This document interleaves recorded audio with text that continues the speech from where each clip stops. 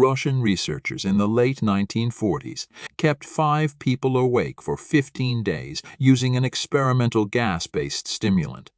They were kept in a sealed environment to carefully monitor their oxygen intake so the gas didn't kill them, since it was toxic in high concentrations. This was before closed-circuit cameras, so they had only microphones and 5-inch thick glass porthole-sized windows into the chamber to monitor them. The chamber was stocked with books, cots to sleep on but no bedding, running water and toilet, and enough dried food to last all 5 for over a month.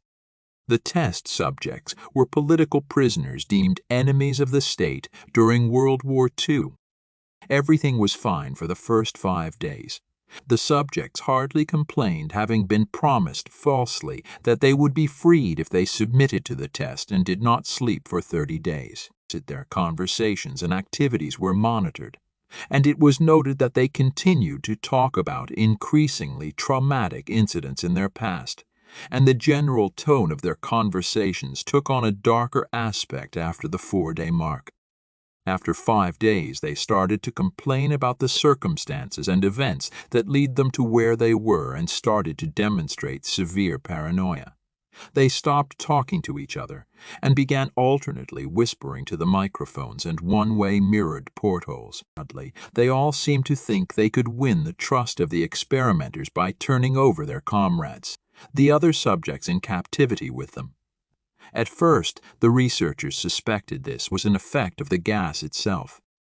Cries of Pew. After 9 days, the first of them started screaming. He ran the length of the chamber, repeatedly yelling at the top of his lungs for 3 hours straight. He continued attempting to scream, but was only able to produce occasional squeaks. The researchers postulated that he had physically torn his vocal cords. The most surprising thing about this behavior is how the other captives reacted to it, or rather didn't react to it. They continued whispering to the microphones until the second of the captives started to scream. The 2 non-screaming captives took the books apart, smeared page after page with their own feces, and pasted them calmly over the glass portholes. The screaming promptly stopped. So did the whispering to the microphones. After 3 more days passed, the researchers checked the microphones hourly to make sure they were working, since they thought it impossible that no sound could be coming with 5 people inside. The oxygen consumption in the chamber indicated that all 5 must still be alive. In fact, it was the amount of oxygen 5 people would consume at a very heavy level of strenuous exercise. On the morning of the 14th day, the researchers did something they said they would not do to get a reaction from the captives. They used the intercom inside the chamber, hoping to provoke any response from the captives they were afraid were either dead or vegetables. "We are opening the chamber to test the microphones. Step away from the door and lie flat on the floor or you will be shot. Compliance will earn one of you your immediate freedom." Cranky end of mint. To their surprise, they heard a single phrase in a calm voice response. "We know." Debate broke out among the researchers and the military forces funding the research. Unable to provoke any more response using the intercom, it was finally decided to open the chamber at midnight on the 15th day.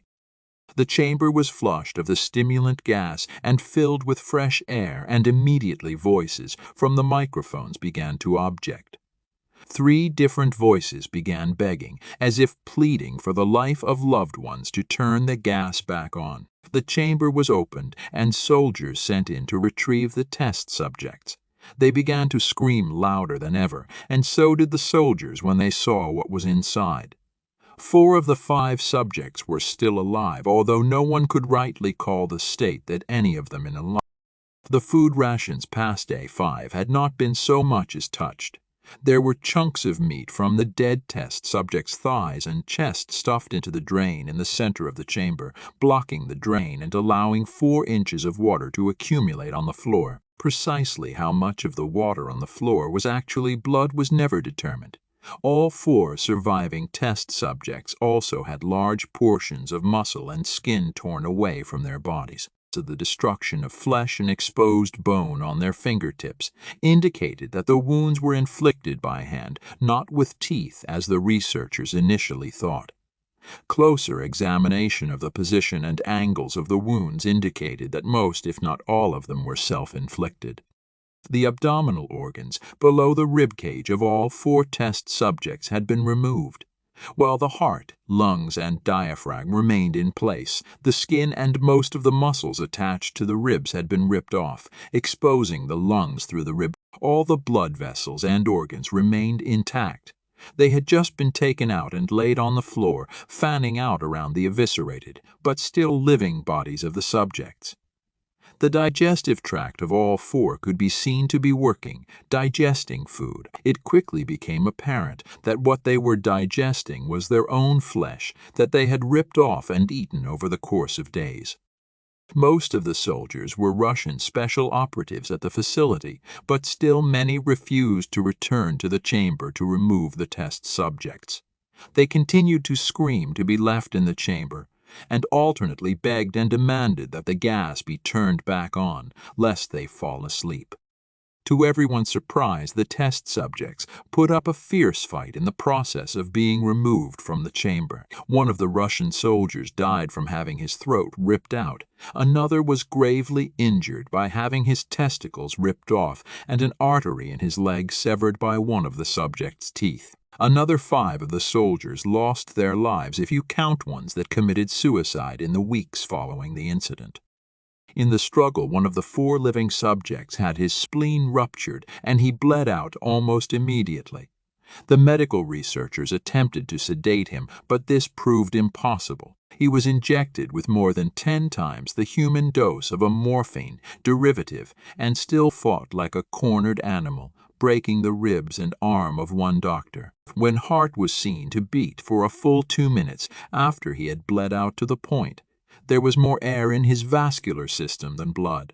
Even after it stopped, he continued to scream and flail for another 3 minutes, struggling to attack anyone in reach, and just repeating the word more over and over, weaker and weaker, until he finally fell silent.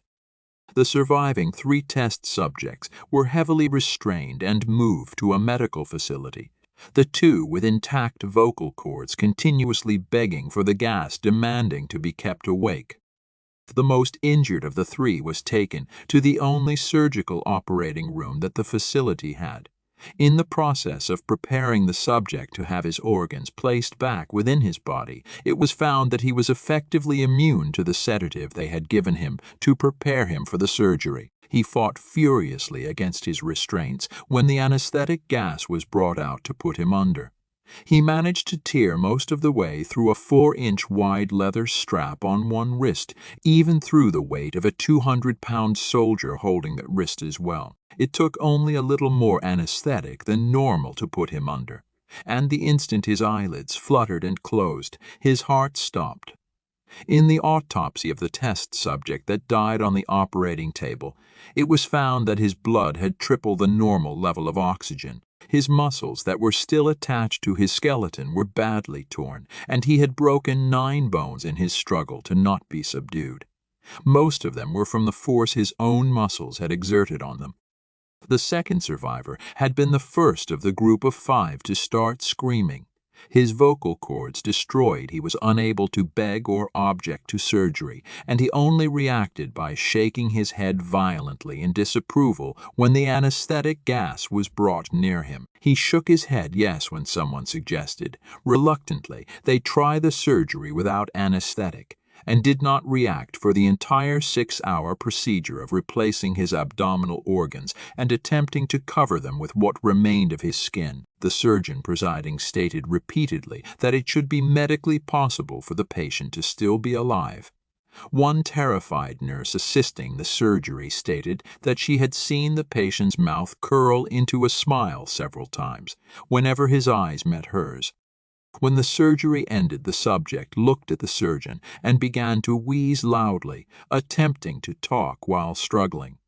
Assuming this must be something of drastic importance, the surgeon had a pen and pad fetched so the patient could write his message. It was simple: keep cutting.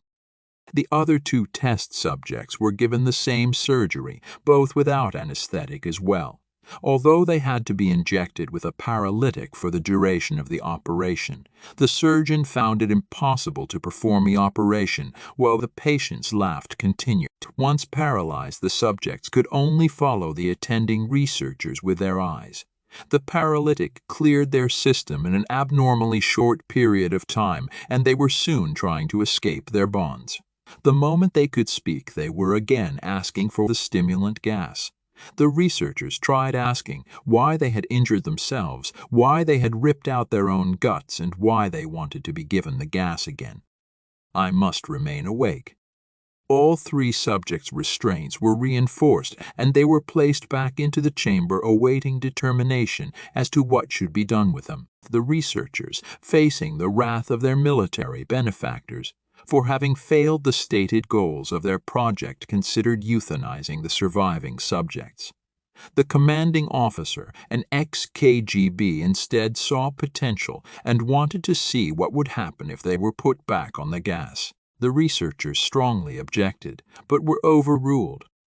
In preparation for being sealed in the chamber again, the subjects were connected to an EG monitor and had their restraints padded for long-term confinement. To everyone's surprise, all three stopped struggling the moment it was let slip that they were going back on the gas. It was obvious that at this point all three were putting up a great struggle to stay awake. One of subjects that could speak was humming loudly and continuously. The mute subject was straining his legs against the leather bonds with all his might, first left, then right, then left again for something to focus on. The remaining subject was holding his head off his pillow and blinking rapidly. Having been the first to be wired for EEG, most of the researchers were monitoring his brain waves in surprise.